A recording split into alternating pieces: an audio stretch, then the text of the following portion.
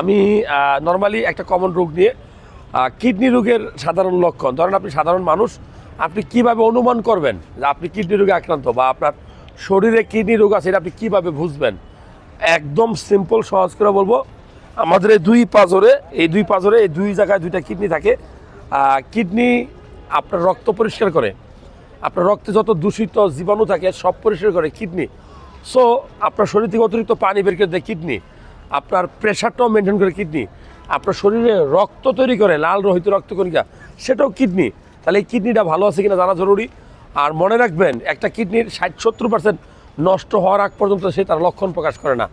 এই জন্য কিডনি রোগ নীরব ঘাতক রোগ। দু একটা লক্ষণ যদি, চিহ্ন যদি দেখেন আপনার শরীরের মধ্যে উপস্থিত, যেমন এই পাঁজরে ব্যথা করতে পারে, যেখানে প্রস্রাব করবেন অতিরিক্ত ফেনা উঠবে, যেখানে প্রস্রাব করবেন অনেক দুর্গন্ধ হইতে পারে, ইনফেকশন, আবার খাওয়ার রুচি কমে যেতে পারে, আপনার শরীরে অ্যালার্জি হইতে পারে, আর প্রস্রাবের পরিমাণ হঠাৎ করে কমে যেতে পারে, প্রস্রাবের কালারটা চেঞ্জ হবে, লাল হয়ে যাবে, গাঢ় হয়ে যেতে পারে। সো এই ধরনের লক্ষণ দেখা দিলে, যদি দেখেন যে পায়ের পাতায় পানি আসে বা চোখের পায়ের নিচে এই অংশগুলোতে পানি আসে, তাহলে ধরে নেবেন আপনার কিডনি রোগ আছে। আপনি কি টেস্ট করবেন? আমি বলবো যে সিরাম ক্রিয়েটিনিন একমাত্র টেস্ট, যে টেস্টটা করলে আপনার কিডনিটা ভালো আছে কিনা বুঝতে পারবেন।